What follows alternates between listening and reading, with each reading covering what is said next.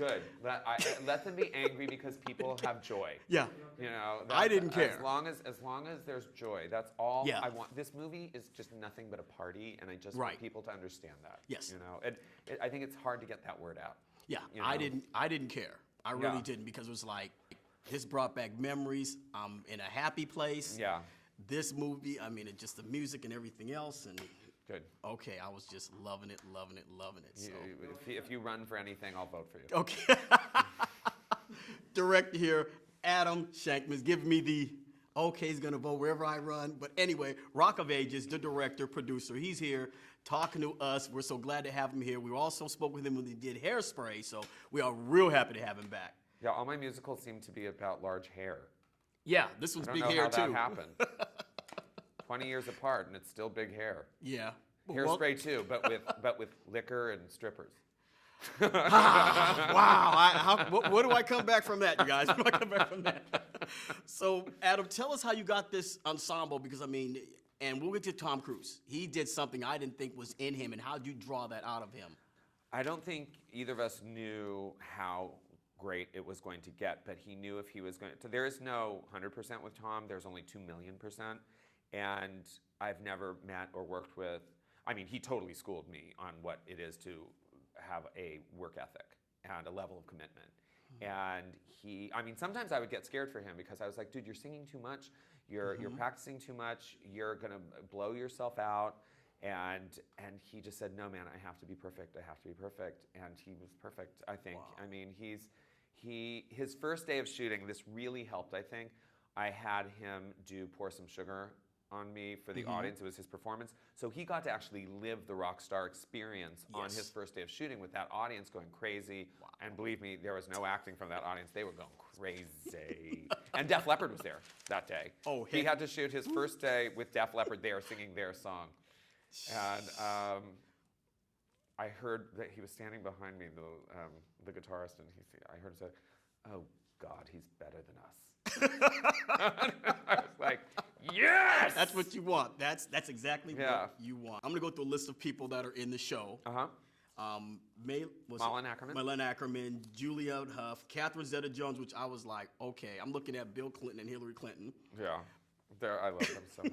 I love her so much in this movie. She's crazy. Yes, Alec Baldwin, Paul Giamatti, Diego Boneta, and then, of course, hip-hop soul queen herself, Mary J. Blige. Mary J. Blige, yeah.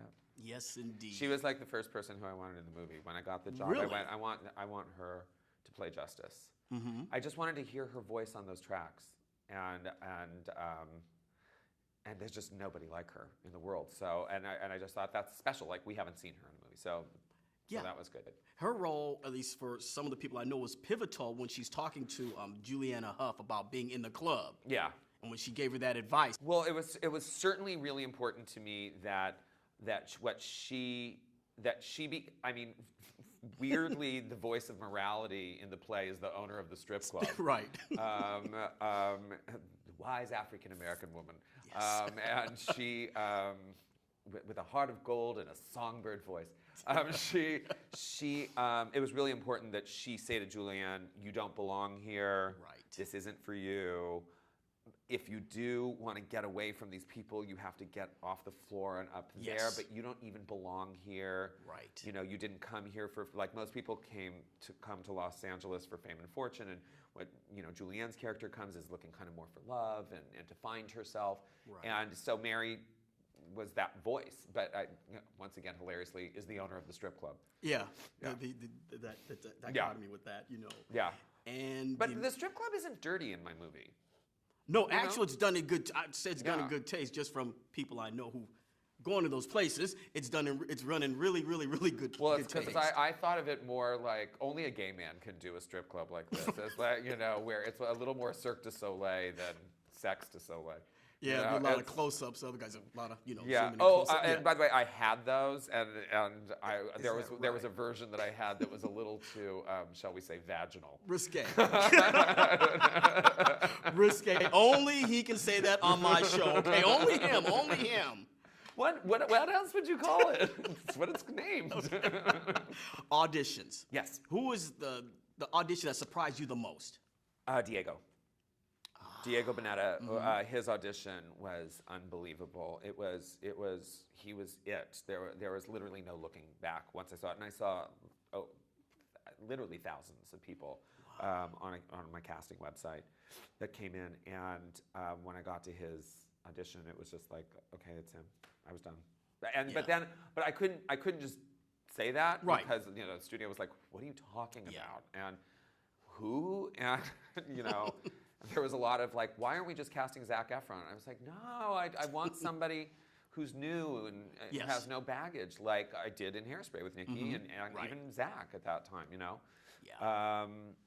And so he auditioned like 6 times. He came in callback after callback after callback, and then I had him read with Julianne, and then I had them go in and actually record More Than Words in Heaven, and that's what I presented to the studio to say, this is it.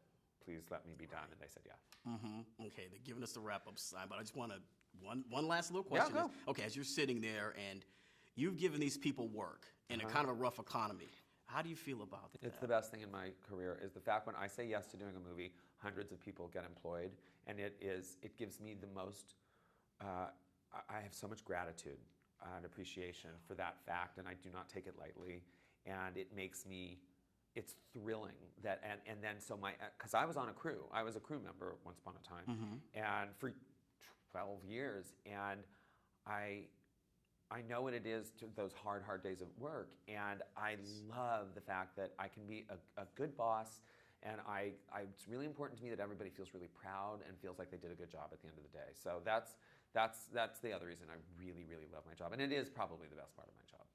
Excellent. Follow him on Twitter. His Twitter handle. Adam M. Shankman. Yeah, and it was very cruel you putting that shot of the chocolate. That was kind of mess because I love chocolate. The shot that I just put up last night from the hotel? Yeah. I'm like, I'm through. You know that poster, the Rock of Ages poster, was made out of white chocolate.